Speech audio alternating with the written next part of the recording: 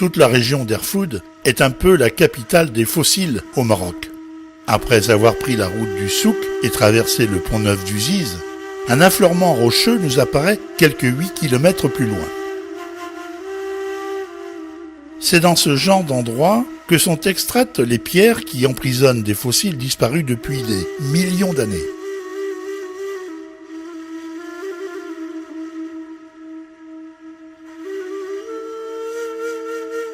Il faut savoir que le Maroc était sous la mer en quasi-totalité. Et donc, le paysage que nous contemplons actuellement est ce qui, à l'époque, était le fond de l'océan.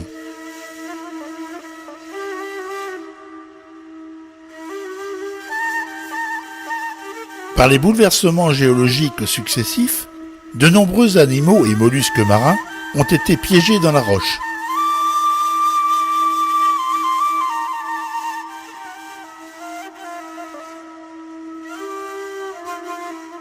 Voilà ce genre de pierre que l'on peut trouver dans la région. Alors bien sûr, il y a le côté rugueux d'une pierre, ce qui est normal, mais aussi des boursouflures, que je suis en train de vous montrer là, qui sont en fait des fossiles. Alors soit qu'on les dégage pour en faire des coups de papier ou des articles de bureau, ou on ponce la pierre pour faire toute autre chose, et là on s'aperçoit bien vraiment des fossiles. Regardez celui-ci par exemple, on le retrouve derrière.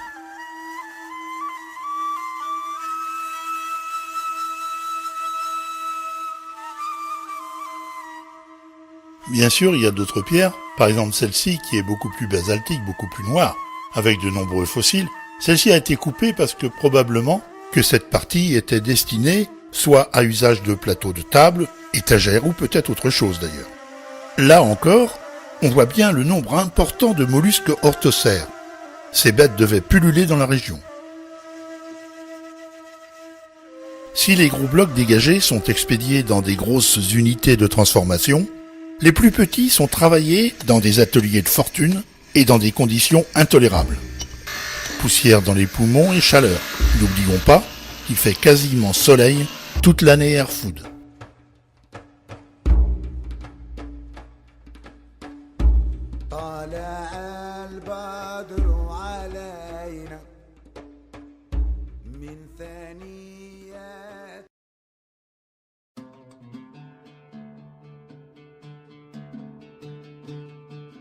Environ 27 km après Erfoud, en direction de Tinejdad, nous longeons ce qui pourrait être des taupinières géantes parfaitement alignées.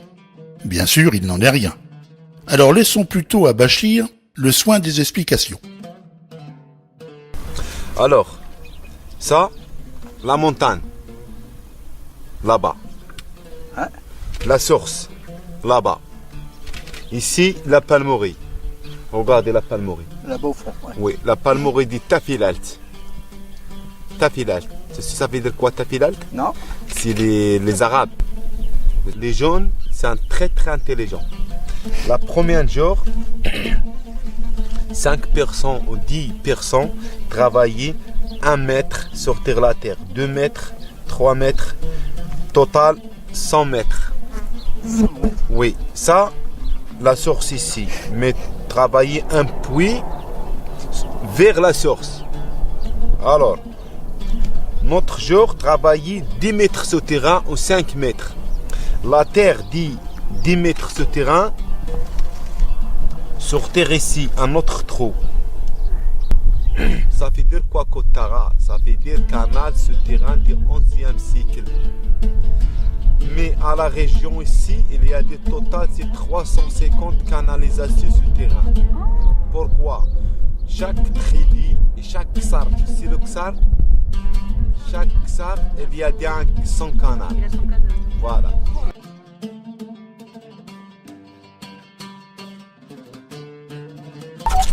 Sport gratuit. Voilà. Une fois fatigué le pied, le dromadaire aussi travaille sur terre la terre. Le dromadaire. Notre guide a eu l'idée de construire une petite maison dans laquelle il a creusé un escalier qui nous descend tout droit à un kétara, c'est-à-dire un canal souterrain.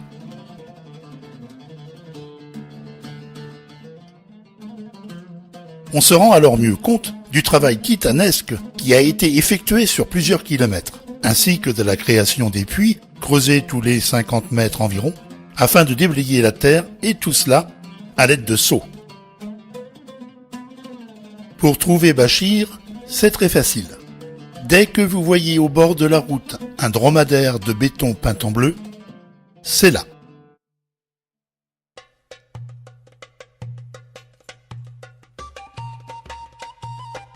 Souvenez-vous, je disais en préambule du premier épisode qu'à chaque voyage, le Maroc dévoilait toujours une nouvelle découverte. Alors, en dépassant Tinejdad de 8 km vers l'ouest en direction de Tinir, un grand panneau et des constructions sur votre droite, à 500 mètres environ de la route, vous interpellent. Il s'agit là du musée de la source Lala Mimouna, créé par un malem, maître en calligraphie, tombé amoureux il y a plusieurs années de cette source résurgente en plein désert.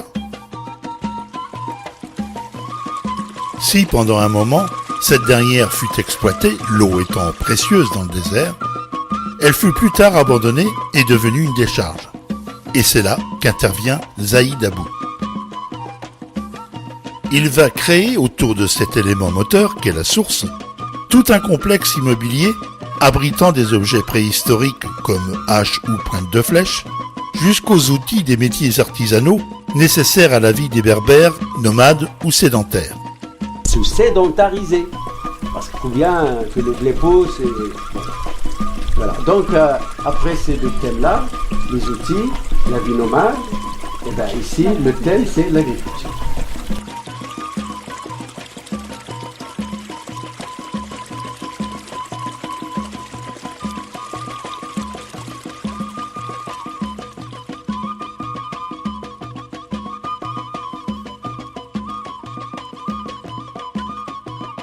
Nous avons vraiment apprécié cet homme pétillant d'intelligence et de culture, fan de Saint-Exupéry, qui, en 2 heures, vous apprend presque tout sur la vraie vie de ce pays. Alors surtout, n'hésitez pas à aller le voir.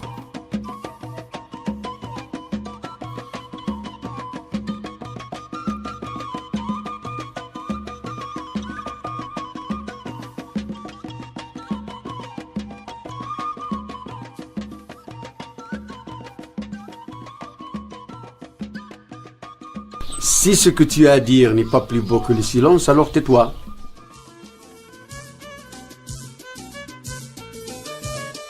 Après avoir quitté Zaïd Abou et les sources de Lala Mimouna, direction Tinir. Juste après le pont à l'entrée de la ville, nous prenons à droite vers l'entrée des gorges du Todra, située à environ 10 km.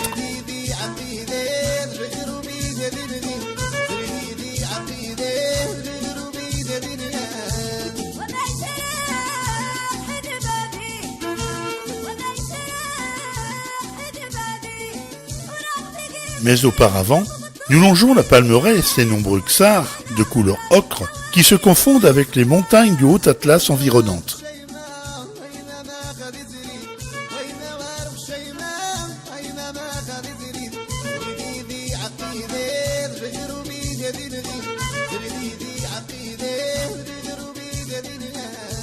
L'entrée des Ganges à la hauteur imposante est propice à l'escalade. Quant au bâtiment enchâssé sous la roche, il est fréquemment abîmé par des gros blocs de pierre qui chaque fois détruisent une partie de la toiture.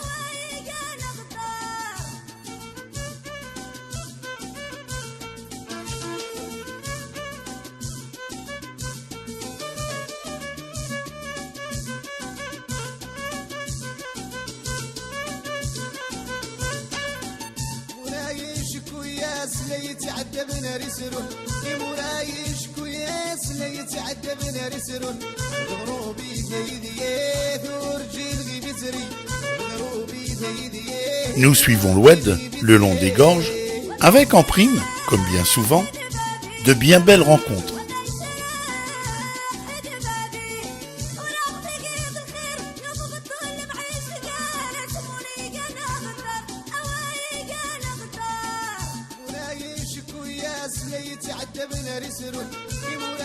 Nous irons jusqu'au gros village de Tamtatouche, berceau de la tribu des Aït Morad, peuple rude et solide, comme le sont toujours les montagnards.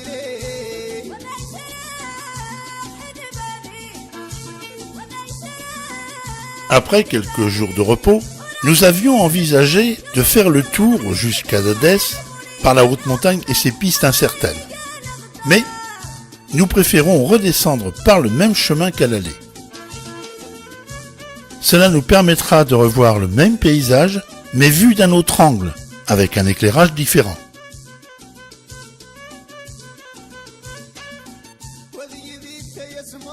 Par exemple, regardez ce bivouac pour le moins insolite qui est niché dans cette grotte tout là-haut. Il nous était totalement impossible de le voir à l'aller.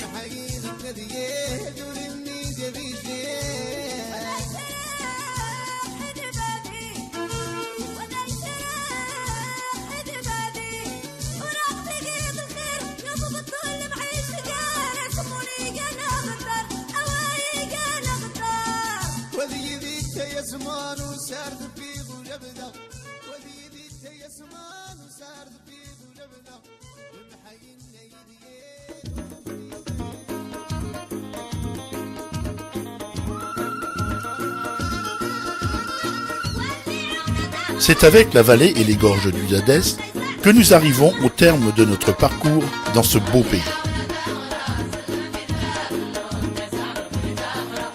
Bien sûr, nous avons encore plein de choses à voir et surtout à vous faire découvrir. En espérant que ces 6 épisodes vous ont donné satisfaction et l'envie de connaître ces paysages et coutumes si différents du nord au sud dans le royaume du Maroc.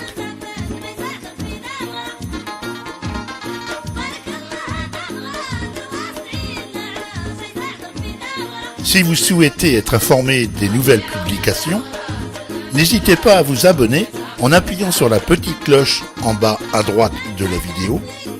Et si vous avez bien aimé, appuyez sur la main avec le pouce en l'air, qui lui par contre se situe en bas et à gauche. Également, faites-en profiter vos amis et contacts sur les réseaux sociaux en leur communiquant mon adresse, Jean-Pierre Piauget, YouTube.